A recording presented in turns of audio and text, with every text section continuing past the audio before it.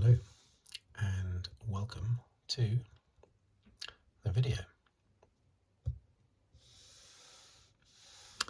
This one continuing my series, long series this year, looking at each race in the 2022 Formula One World Championship.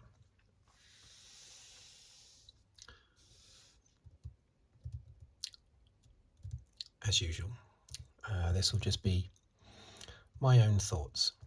I'm no expert, just a long time fan of Formula One, going back 40 years. So these are just my thoughts on the race, the championship, everything around it basically, rather than a blow-by-blow technical account of what happened in the race. Okay, so let's go.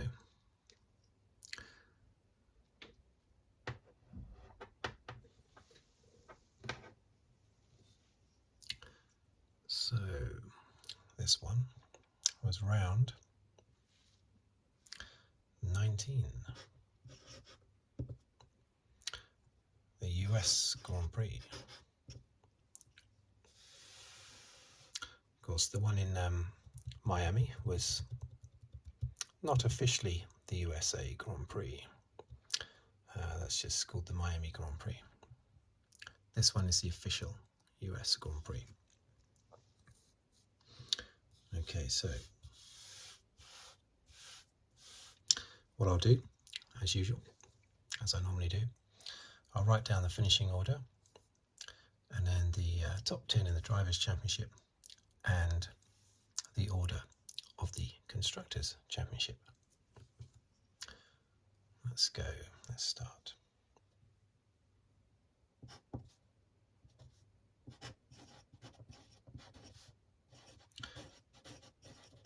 Verstappen. Just make sure that's focus.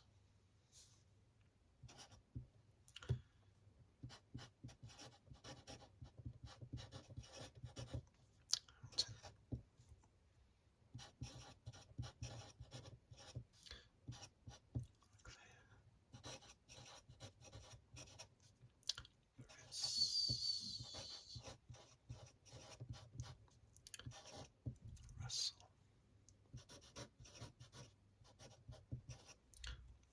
Norris. 2 T's.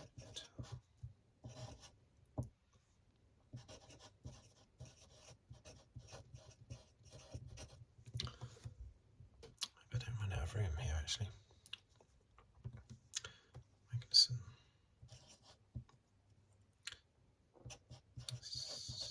To tighten it up a little bit. Sonoda. Ocon.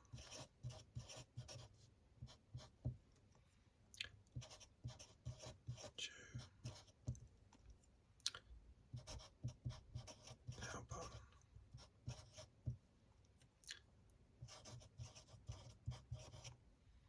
Gasly. Schumacher.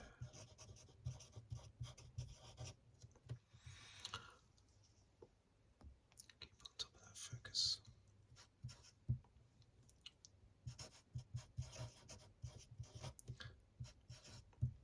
Alonso.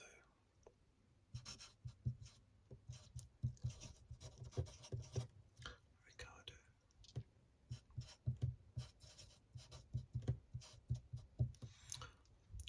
Latifi. Then we have Stroll. Bottas. And Sainz. Okay. Championship top 10.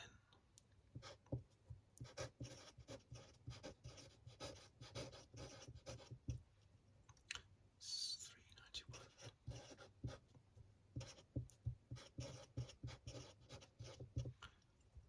267.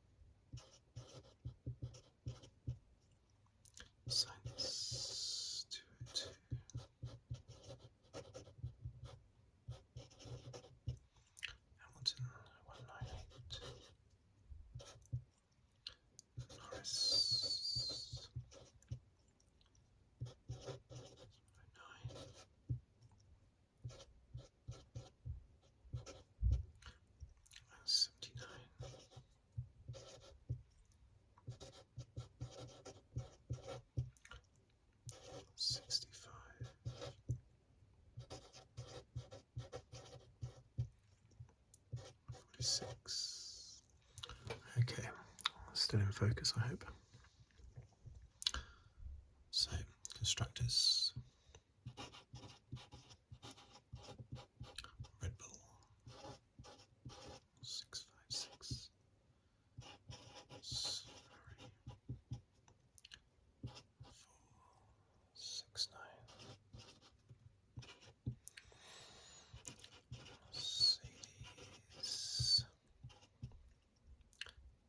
Mercedes 416.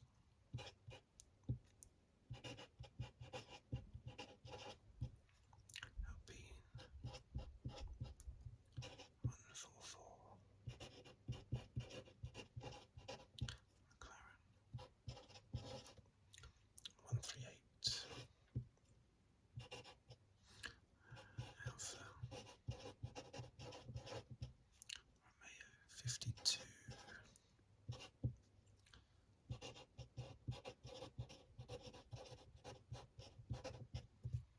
Aston Martin 51.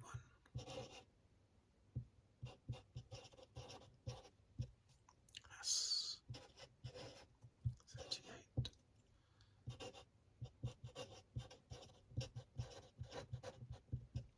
AlphaTauri 36.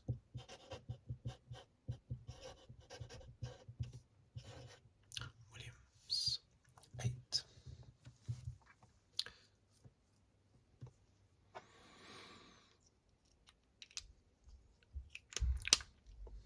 Okay, so what happened in this race?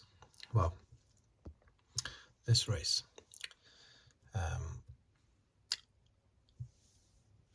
it's basically a game of two halves, pretty much. The first half I thought was pretty flat, and I always like races to be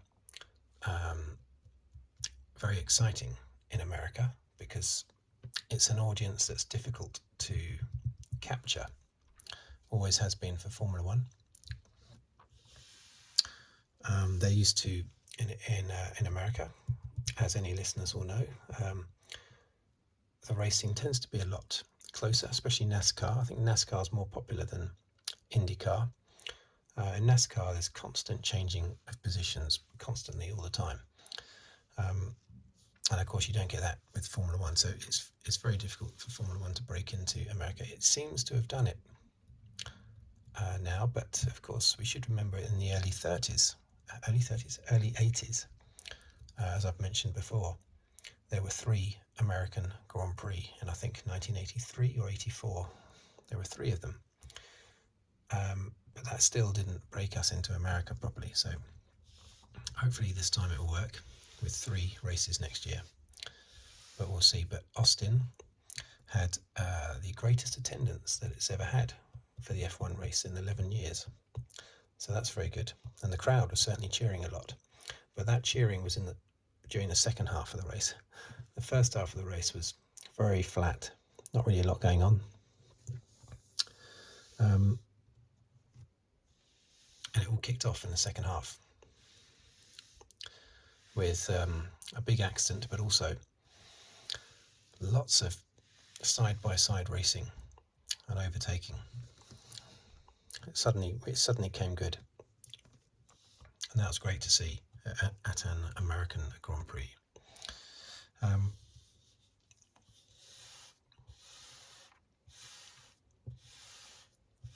We had that Russell and Sainz smash at the beginning, didn't we? Poor old Sainz, out again. He's had quite a few retirements this year, hasn't he? We had 2 towards the beginning of the season. Maybe he hasn't had many since then, but those 2 stand out at the beginning of the season, plus this one now as well. Whose fault was that? Oh dear, I don't know. It's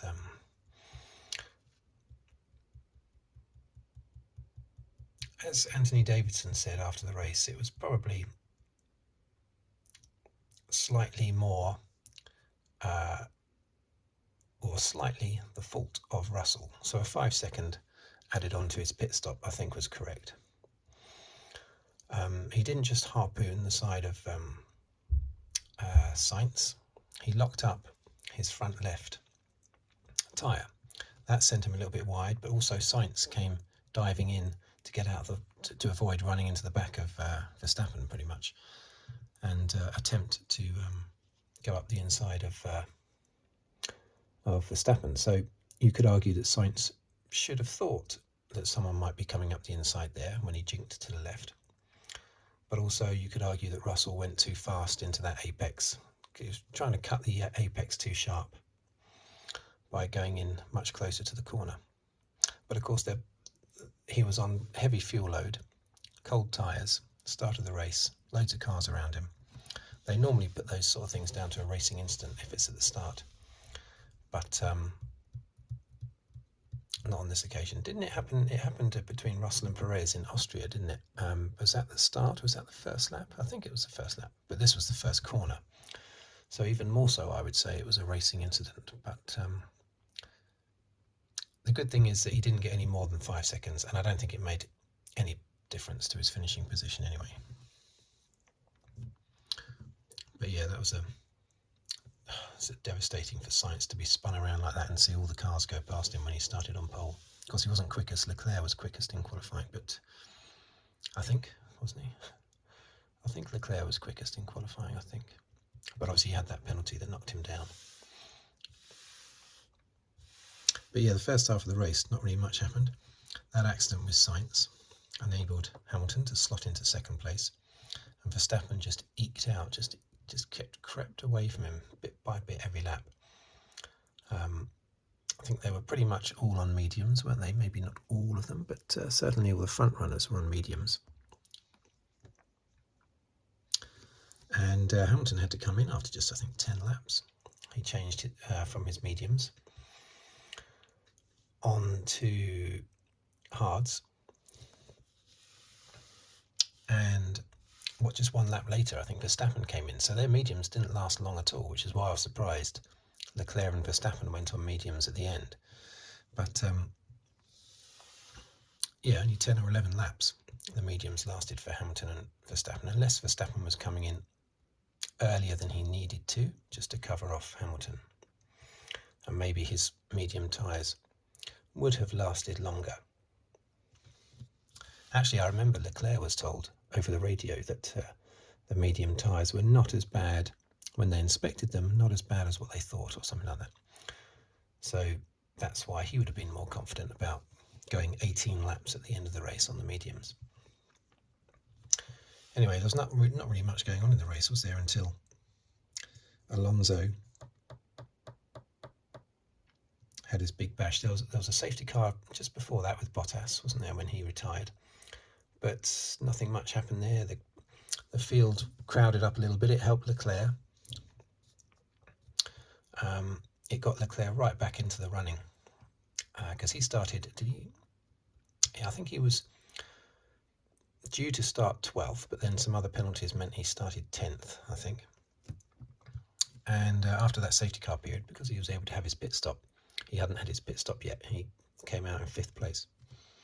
Put him right there in the mix. But surprisingly, despite the Ferraris being best in qualifying, they couldn't do it in the race. They were just not as fast as the Red Bulls. I mean, Verstappen had been quickest during practice, but in the qualifying, the Ferraris did the job, but not in race trim, unfortunately. But yeah, there were lots of battles in the second half of the race. Alonso had that big smash that brought out the safety car again, brought the field close together again. But again, Verstappen's just started eking out his gap. Then they came in for their pit stops, and that's when it all started to get more exciting. That accident, by the way, with Alonso and Stroll, who was at fault there. Now, I haven't actually seen the reason why, but I've seen that Alonso got a 30-second penalty at the end of the race. Now, I should have double-checked before doing this video, so I apologise for that. But I assume that it was dangerous driving because I think I saw something about dangerous driving or something, and did see something about that. Anyway, I think it's to do with his accident with Stroll, so maybe he's being blamed for that. But which is why he ended up right down in 15th place because of that 30-second penalty, whereas he would have finished 7th. But anyway, who's at fault for that one? Oh dear, they're so close together. You could argue the onus is on the attacking driver to make sure that he does the move safely. He was very, very close to Stroll when he pulled out, and Stroll did move to the left a little bit, but only a very small amount. So I would sort of shade that as Alonso's fault, really, but they were so close together. I think it's Alonso's fault because he was doing the overtaking, basically. I don't think Stroll did a big enough move to his left, I would say, to make it his fault. Anyway, Verstappen had that bad pit stop that cost him about 10 seconds. What I don't like about Verstappen is that when something goes slightly wrong, he is all over the radio, effing and blinding, swearing away. Yes, all the drivers do that to a certain extent, but I think Verstappen more so. If the same sort of thing happens to, say, Hamilton, he'll come on the radio and say, that was bad, guys. Don't know what happened there. Like that. That'll be it. When Verstappen, you just have to bleep out his comment because it's just swearing. What did he say as well? He said, he was sarcastic, wasn't he? He said, "Oh, fantastic," or something like that. He said.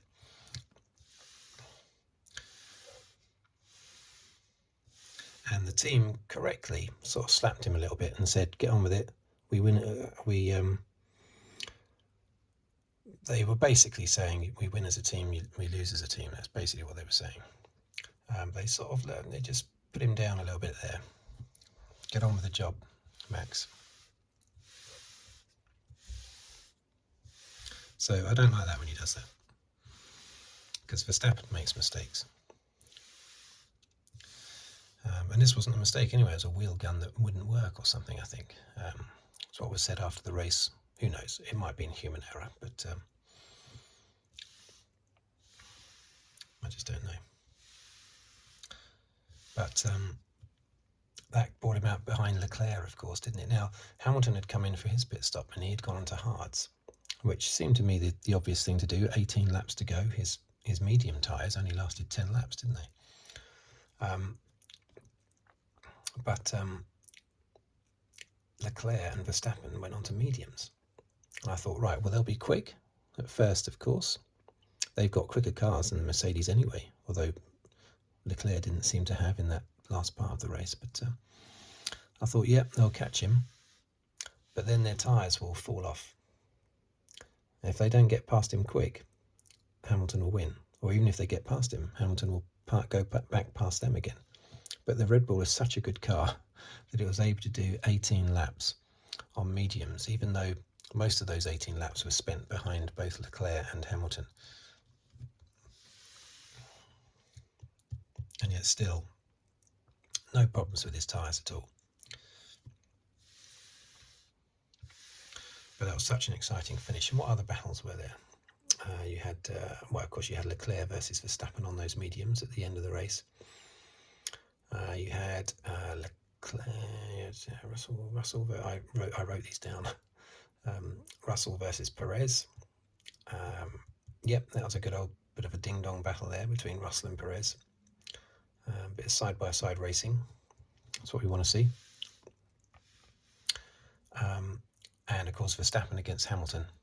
At the end, there was no side-by-side racing there, apart from maybe about half a second as Verstappen drove past. But that was still great. Nevertheless, the crowd cheering, mostly cheering Hamilton. I think it's one of the few races in the year where Hamilton has more fans than Verstappen. Others being Silverstone and probably Brazil, Interlagos. He's very popular there, despite 2008. It's very popular there. It's because he's always gone on about how much he respects Ayrton Senna. That goes a long way to making them think good of him there. Plus, he goes on about how much he likes Brazil.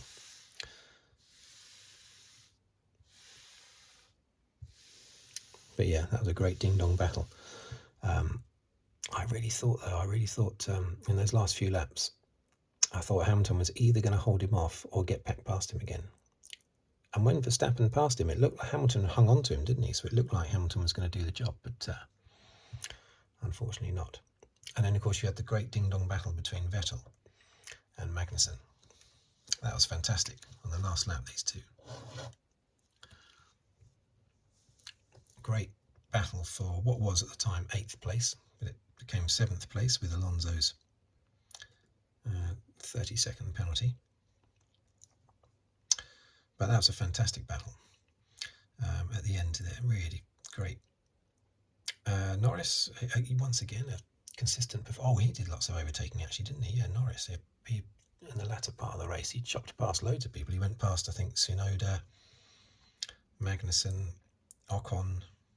He chopped past Ocon really quickly, and Ocon's notoriously difficult to get past. Did he get past Vettel as well, Norris? I think he did. But anyway, he punched his way up into 7th, which became 6th place, when it looked at one point like he was going to be out of the points. So fantastic performance by Norris and by Vettel to eventually finish 7th after that bad pit stop that he had. Because he was leading before that pit stop, and he would have probably been around 6th place, something like that. And then he had that terrible pit stop, knocked him right down to 13th. He ended up 7th. Great performance by Vettel, driver of the day on Sky F1 coverage. It's great performance. Russell, fastest lap.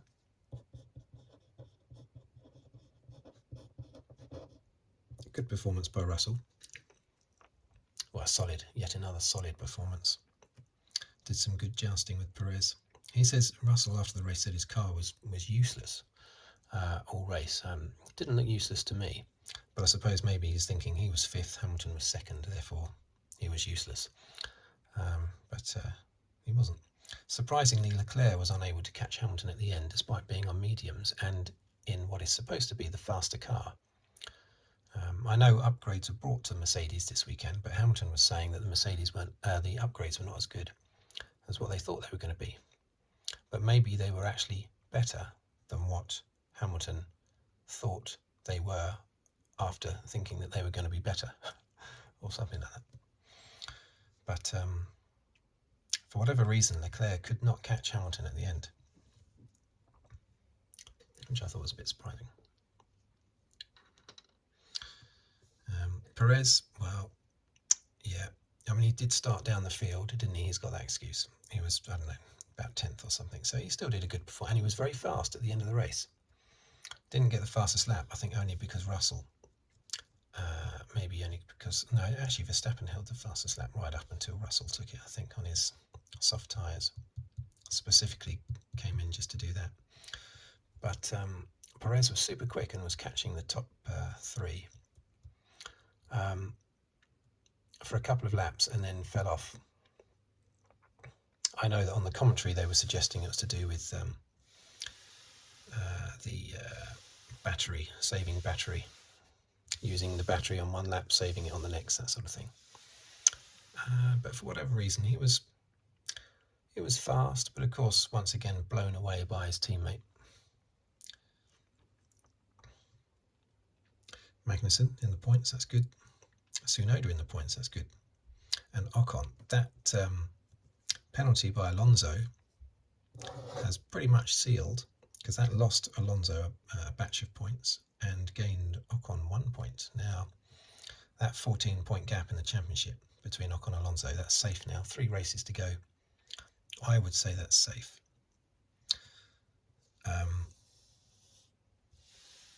Wouldn't have been had Alonso not had the 30-second penalty. So I think Ocon's done it. I think he's managed to beat Alonso, mainly due to all the bad luck Alonso was having in the first sort of 5 or 6 races.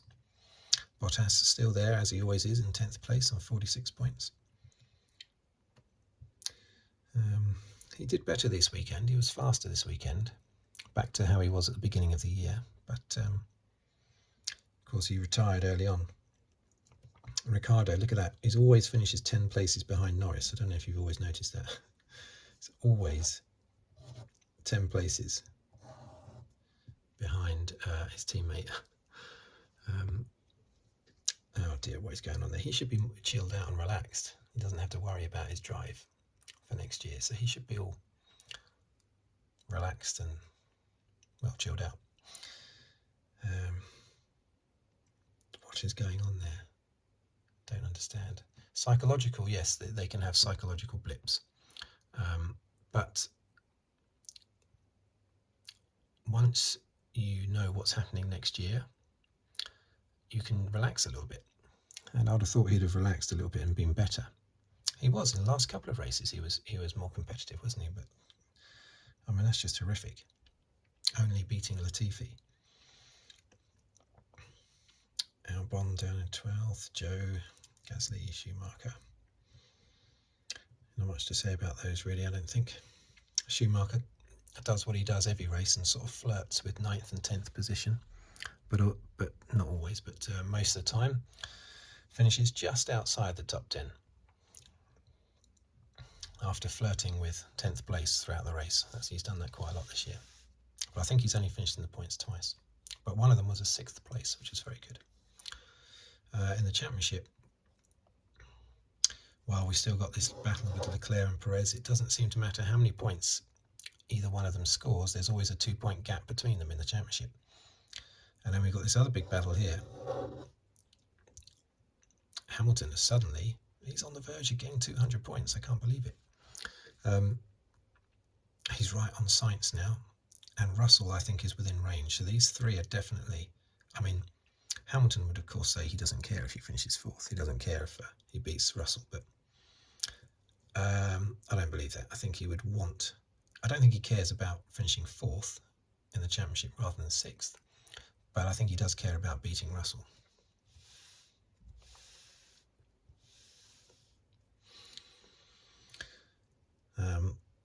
Yeah, Norris, as we've said before, nailed on to 7th place. That's not going anywhere. So these are the 3 battles in the championship, but it's all about beating a teammate, I think, mainly. So that is going to be a fierce battle in the last 3 races because it's between teammates. Hamilton and Russell will be a fierce contest because each one of those wants to win there. I don't think Sainz was really bothered. These two now finishing runner up to Verstappen. It's not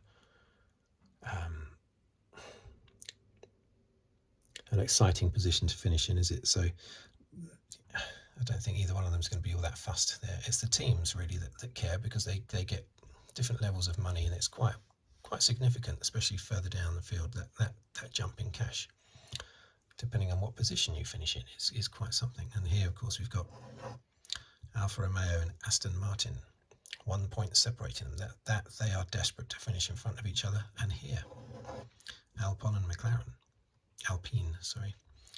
and McLaren. They keep swapping positions every race. They swap positions.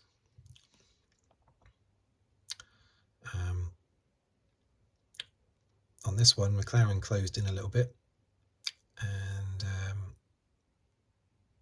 6 points, 3 races. Yeah, that's all to play for. 6 points can easily be turned around. And of course, another battle here between Haas and AlphaTauri. Who would have thought AlphaTauri would be down in 9th place? That's incredible. 9th place. Mercedes are on their own in 3rd. Ferrari on their own in 2nd. And Red Bull, well done, champions. On the weekend that their co-founder Dietrich Mateschitz passes. I wonder if the other co-founder is still alive, because I looked it up on Wikipedia, and he co-founded the company with a guy in Thailand who already had a very similar drink to Red Bull, and they sort of teamed up, and the guy in Thailand continued his version of the drink over there, and Dietrich Mateschitz did his version over here. Anyway, everyone's saying he was a lovely chap. I have no idea. I've never met him, but everyone's saying good things about him anyway. So there you go. So there's quite a few championship battles here. These ones in the teams are going to be quite fierce. These ones here between the teammates are going to be fierce. But there you go.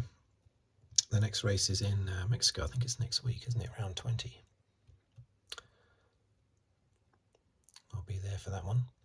So thank you for watching. Thank you for listening. And I will see you on my next video, which will be on Saturday, and then my next review video of Mexico. Don't really want to call it a review video because it's a very casual thing. I'm probably missing loads of details out. I know I am, because I'm just shooting from the hip. Yeah, that'll be next week, Mexican Grand Prix. Okay, once again, thank you for watching, thank you for listening. If you'd like to subscribe, please do so. I'd like to see those subscribers. And comments, very welcome, and any likes. Thank you very much, and goodbye.